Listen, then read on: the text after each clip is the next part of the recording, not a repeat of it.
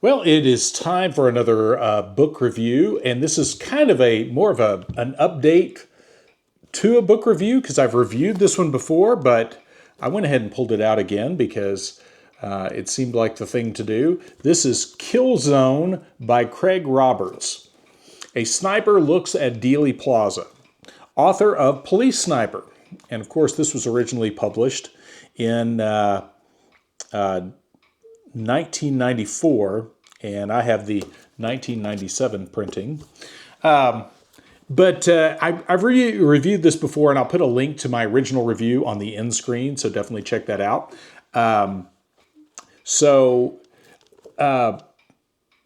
This is all about this guy who is Craig Roberts, who actually I'm curious if he'll comment on this video because he actually is out there and has a YouTube channel and commented on one of my reviews of one of his books. So Craig, Mr. Roberts, I don't know how to address you, your proper rank, but if you're out there, I'd definitely love to hear your opinion of things current. But anyway, Roberts maintains in this, he does a pretty thorough examination of the JFK shooting in Dealey Plaza and comes to the conclusion that there was, I think he says there's at least 3 gunmen shooting from, and he pins down pretty good the directions of the shots and where all those would be and where the teams would be. And you can see that is on the cover art of the book. Now, you're probably already, at this point, already know exactly why I dug out this book, but the events of almost a week ago got me thinking about this.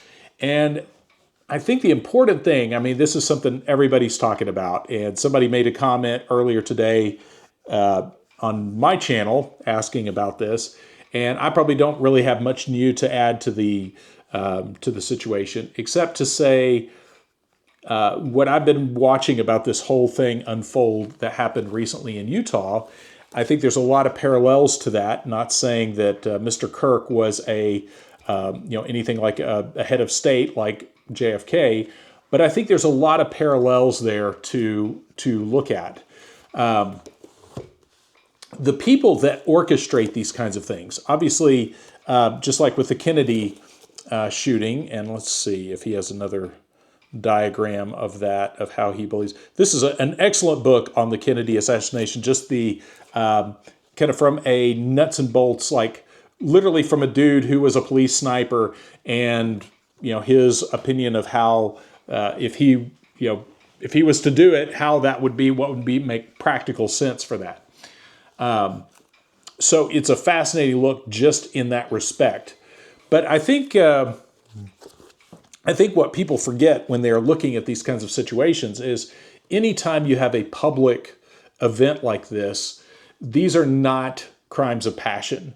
These require way too much planning to be a crime of passion. And I've heard a lot of people say, a 200-yard shot is not, it's not that difficult. And it's not, especially if you have even decent optics, that's not hard at all. And any of you that have been in the service, I know in the Army, that was, a 300-meter target, hitting a 300-meter target consistently center mass with open sights, was required to get out of basic training. So, a 200-meter or 200-yard target is not that difficult.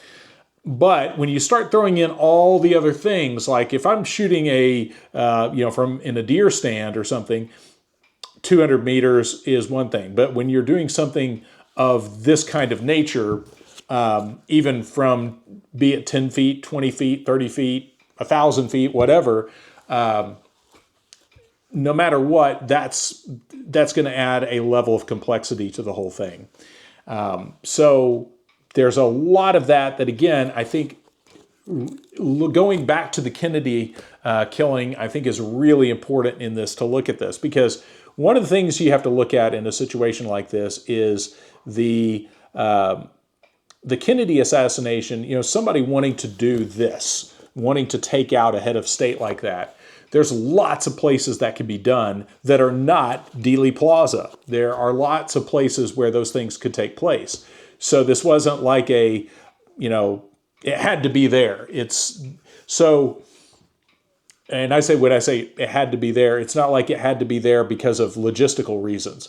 So that's where you start getting into the symbolism of a lot of this stuff. And I don't want to get too far into the weeds on that, but just to say that when you have, I think it was Abraham Zapruder standing up there on the grassy knoll with his Super 8 camera recording this, conveniently there to document the event, if you know what I'm saying there. If you know, as the kids say. But Abraham Zapruder there to document the event.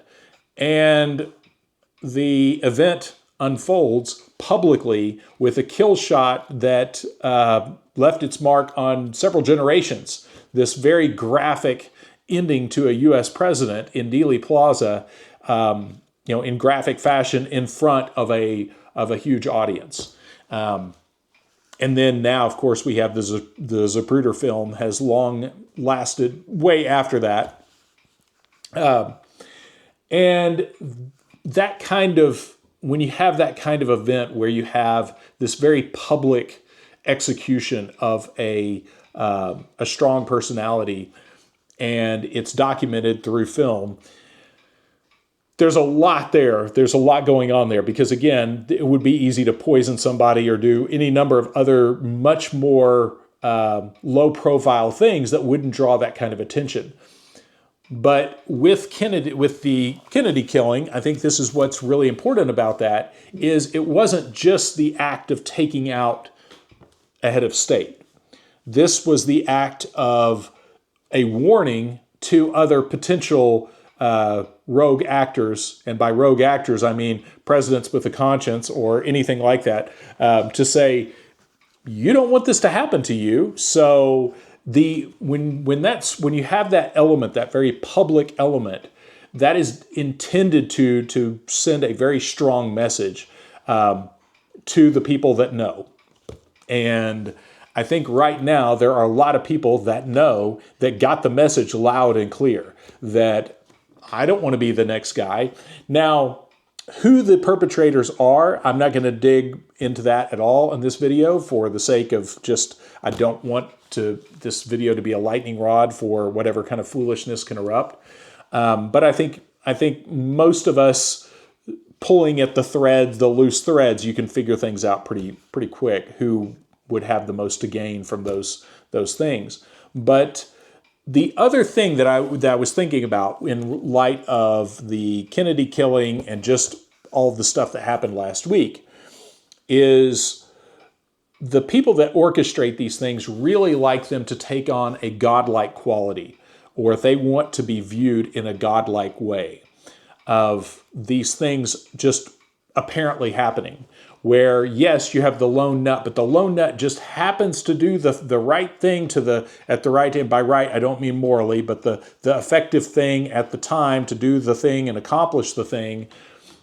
And you have the guy in the audience that stood up and was the distraction that said, shoot me, and all that. So, and just like we had with the Kennedy event, you had the guy with the umbrella. You had a lot of strange things happening there. Some of the witnesses, some of the people who didn't react, that could never be traced down later. But my point in all that is the people that perpetrate this sort of thing really like this to take on a godlike quality to their actions so that their political enemies will fear them on a visceral level. So you're not just fearing somebody running up with a gun. You're fearing this level of coordination. When you're aware of how much coordination goes on in something like this, that's a totally different level of political intrigue. And that's the purpose. The whole point of that is to say, look what we engineered. Look what we orchestrated. And the reaction to most people is the general public is going to see that and go, wow, that's crazy. Another lone nut did the thing. But there's another tier of humans that are going to look at that and be rightfully terrified by it.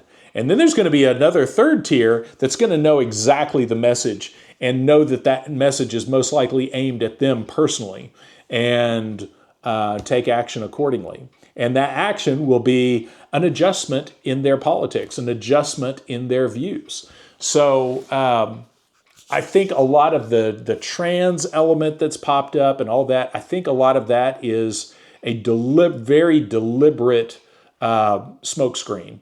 That it's kind of like the guy that was shot in the United Healthcare guy or whatever, I can't remember, the insurance guy that got gunned down in New York.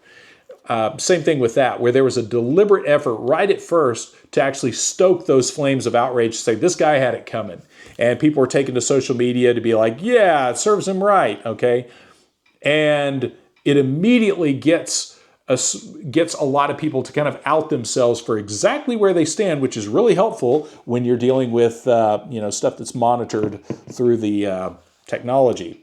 So be very careful about that, from running to social media and announcing things like that, because the people who went and cheered this stuff on social media, it doesn't matter whether or not what side of this you're on, you've outed yourself very clearly about exactly your position on that. But anyway, I'm getting too far afield on this, but I'll wrap it up by saying this Killzone, I know there's somebody's going to tune into this thinking this is just a review of Killzone and be like, what on earth is going on this channel? So check out my other content if you just stumbled onto this. I'll put some other stuff on the end screen to check out. So this is obviously way more of my commentary than anything that Craig Roberts intended. So sorry about that, Mr. Roberts. But again, I think it's really important when we analyze this kind of stuff. You kind of have to run it through a strainer a few times, and your initial visceral reaction to this stuff, you have to even analyze that. You have to have enough self-awareness to step back from your own reaction to say, okay, was that the reaction I was supposed to have? And was someone engineering this so that I would have that reaction? And also, in closing, really for real this time, the people that do this want you to know who they are at a visceral level. They want you to know, because otherwise you can't adjust your course. So it has to be self-evident, even with things like the Kennedy assassination. It has to be evident to the people close to that situation so that they get the message and that they can respond to the message. Because if somebody just dies of a heart attack and you haven't gotten the right context clues, then what good is it? What good is a good solid assassination plot if it looks too clean? So you need it, the perpetrators of this kind of stuff need this to be evident and have enough context to it that, again, kind of a religious event kind of quality, where you don't really know how it was done, but you know it was done, and you know it was done for a specific purpose. So anyway, I'm going to stop there. I know I'm kind of all over the place on that. Someone had asked for my thoughts on that, so there they are. Again, Killzone by Craig Roberts is an excellent breakdown of the events happening in Dealey Plaza and how that all unfolded. And as more information comes out about Mr. Kirk and his passing, I'm going to jump in, may jump into that deeper later. And I was not a Kirk fanboy or anything. I thought he had some good stuff to say sometimes, just like a lot of people out there. There's a lot of people, I think, say some good things and say some bad things or stupid things. He seemed like a sincere guy from everything I could tell. Like I said, I was by no means in lockstep with him on much of anything, and it's tragic, when I hear people celebrate that, because it's not, I don't think we should ever, no matter where somebody is politically, should ever celebrate a human being murdered for any reason, but especially not for political motives. So anyway, I will stop there. But it's a very tragic incident that is very reminiscent of the Kennedy assassination. And I will stop there, and I hope y'all are all having a good week. Hope to get back to my regular schedule of reviews, because I have a lot of stuff. I have I have several books that just came in, and I just finished Confessions of a Dangerous Mind by Chuck Barris. So that will be reviewed soon enough. So thanks for watching. Thanks for supporting the channel. Big thanks to all of you members out there for your support. that makes a lot of this possible. So again, thank you very much. And if you just found the channel, definitely check the end screen for some other videos that'll help you make a little bit better sense of this channel.